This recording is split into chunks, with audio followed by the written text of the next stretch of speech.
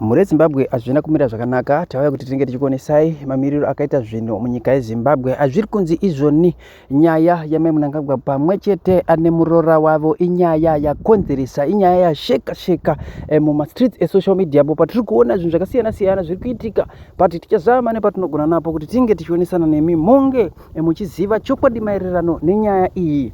Right, mamiriro akaita nyaya iyi muri Zimbabwe zviri kunzi izvoni Kelsea Muroora waMai Mnangagwa ari kunzi iye pachake akataura akati nyaya muri kundipomera yekuti ndakaba, handina chandakaba kuna Collins, asi kwoita imwe nyaya iri kunetsa. Ari kubvuma kuti nyaya yemadrugs shuwa tandichita madrugs but ndandichita naCollins, ndiko kubvuma kwari kuita.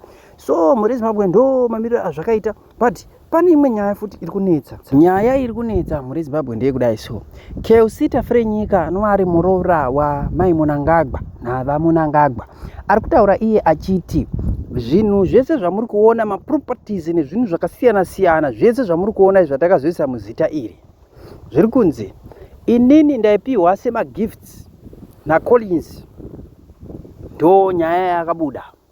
Ndakapiwa semagifts nemwana wenyu, mavideos aripo musocial media anoratidza achitengerwa mota idzodzo dzese dziri kuklemiwa namai vacho idzi.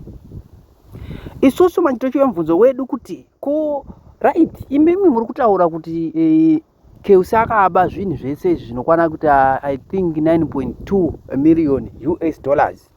Ko mwana wenyu Collins mari iyoyo akaiwana kupi? Haisi mari yedu here? Ando mari yedu here nhai muri Zimbabwe. Saka isusu tiri kupokana nazvo muri Zimbabwe zvinhu zvekutaurwa nevanhu ava. Topokana nazvo.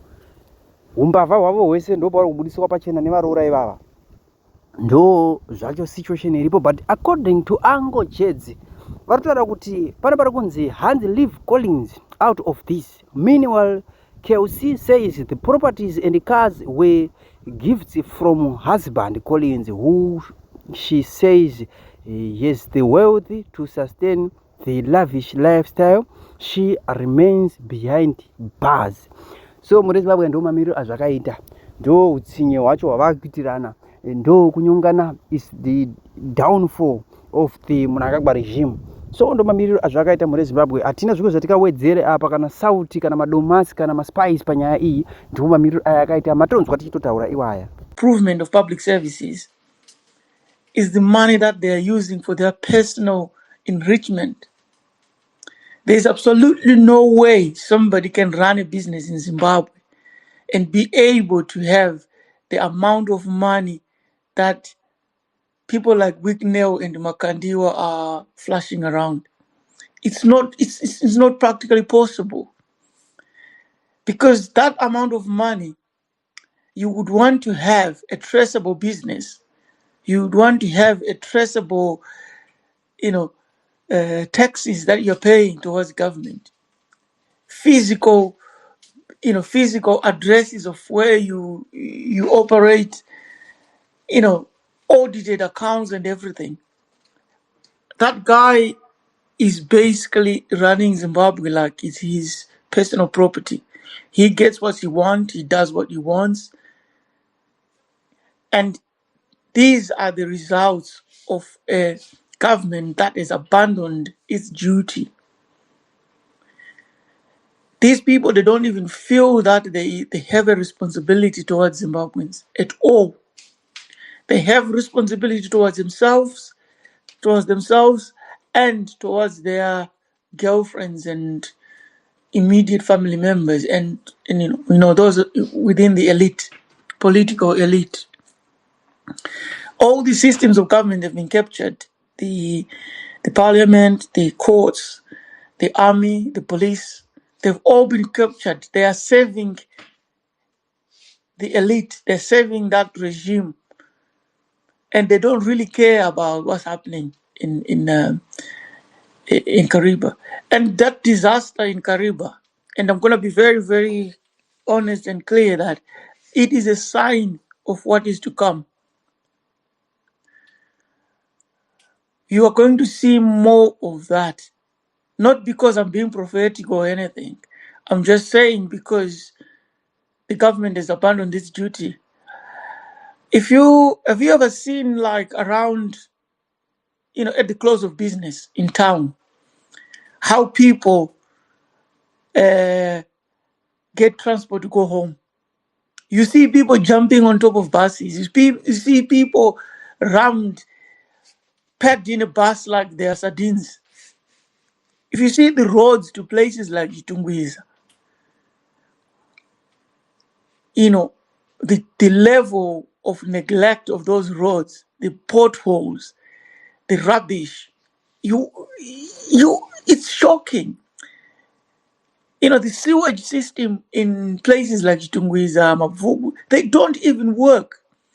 And right underneath the ground, that sewage system is not even flowing, but people are still using those toilets. They're just filling up and filling up and filling up. And it's just an earthquake of diseases that's just waiting to happen. It's just a volcano, basically, of diseases that is waiting to happen. And there was also talk of in Harare where people are just drilling boreholes left, right, and center. Underneath, the water table is decreasing. That water is also mixing with sewage. People are building on wetlands. There's no environmental checks and balances or regulation that is going on. That's another disaster waiting to happen. If we have, because if you look at Harare, the drainage system in Harare is dead, it's not working. Every time there's rains in Harare, you see the amount of water that is flowing on the ground because the drainage system is non-existent. That's another disaster waiting to happen. If that ground gives in one day, that whole place is going to be wiped out. And we'll be back again talking about this. There has to be a time where people just need to say, look, enough is enough. Because in Zimbabwe, we have got this individualism when it comes to addressing national problems. People just, if I have a 9-to-5 job or if I have a small business that gives me enough money for me and my family, I'm okay. I don't really care about my neighbor who is struggling. As we speak now, Muharare, Mukariba, Blawayo, like nothing happened. I'm not saying that everything should stop, but I'm just saying it's getting worse. People have been desensitized to the suffering of each other. You have people that will spend like 2 years in prison without any trial, without any evidence of committing a crime. But nobody cares because we expect that. We're so desensitized to that, to the miscarriage of justice, to the point that we find it normal. If you see the last election that was rigged, it was so blatant. It was even declared and free. It was free and free, not fair, illegal, everything, every negative word that you can think of. But we expected that. We're so desensitized to that. And we had this CAB 3 where the president just thought, you know what, I need another 2 years. And after 2 years, he probably said, I think I need another 5 years. I think I'm going to put my son after me. And I'm telling you, we will still accept that because we're so desensitized to every problem that is affecting the country. We basically need somebody to take leadership. We need we need like a proper uprising to demand that no, the direction of the country is no longer,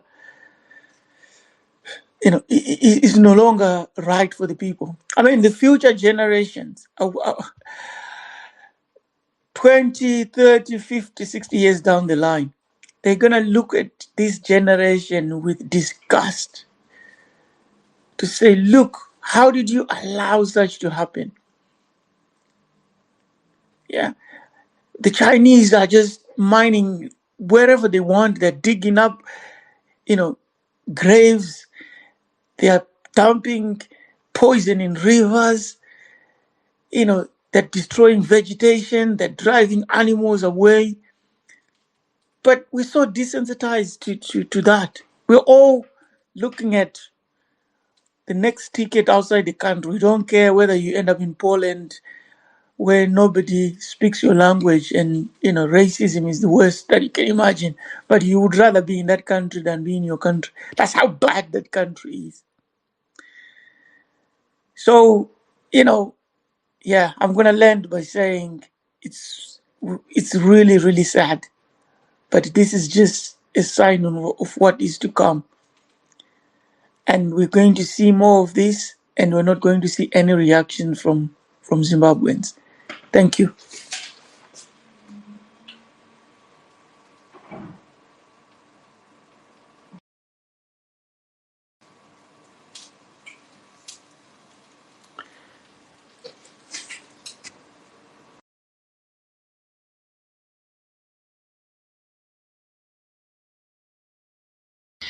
Can you hear me, Titus?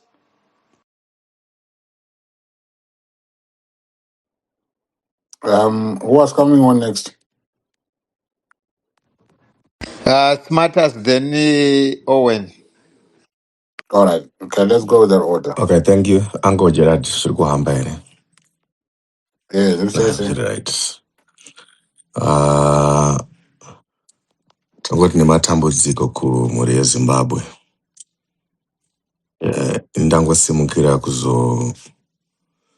kuzotaura nyaya yedambudziko ratiri kuona iri. And dambudziko ratiri kuona, yes, I was listening to submissions from my fellow comrades and friends.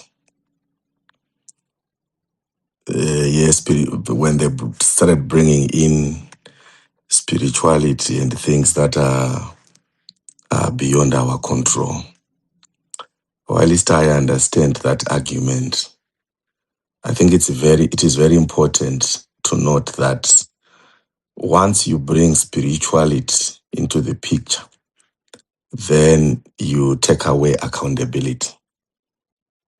Because what spirituality does, or what that argument does, is it brings or it pacifies your actions or lack of actions thereof.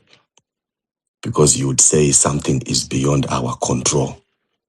But if you look at the events that took place as we were given to them by Ango Gerard and different media sources, you would notice that there are a lot of things that could have been done, preventative measures that would have been put in place, to make sure that that accident should have not happened and should have been prevented.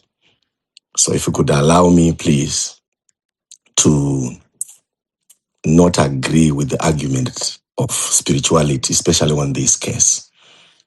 I know it's very easy for people to say, it happened in August. And having looked at what happened or what has happened in August, one would want to say spirituality, but that's not the case. As we know, accidents in Zimbabwe, right? They do happen from January to December. And mainly because of so many other things that are preventable, so many factors that I would like to believe that they are within reach. But for me, I'm looking at this from a governance point of view, or let's put it as from a political point of view. And fellow Zimbabweans, we are suffering from the events that have happened, that we have allowed to happen in Zimbabwe. When we cry about elections being rigged, one thing that happens when you rig elections, there are costs that come with that. When we cry that the democratic space has been closed in Zimbabwe, you will notice that we cannot run away from the costs.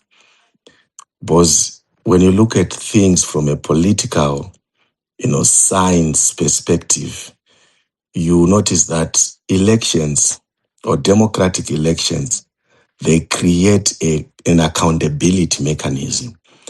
And once you have removed, the citizens, the power of the citizen, then it means there is no accountability, because it's a simple equation. And the equation is, us as students, we've got power to elect our political leaders, right? And those political leaders, they come with what I would call government incentives or performance, to say, let's put public service performance as a priority. Or else, if we fail to produce, or if we fail to deliver the performance that's expected by the citizens, then it means we are going to lose the elections and we are going to lose our jobs. Right. So, but once this is taken away from us, then there's no accountability to talk about. So that's what is happening in Zimbabwe right now. And now when we look at this cost, you notice that we have lost people through our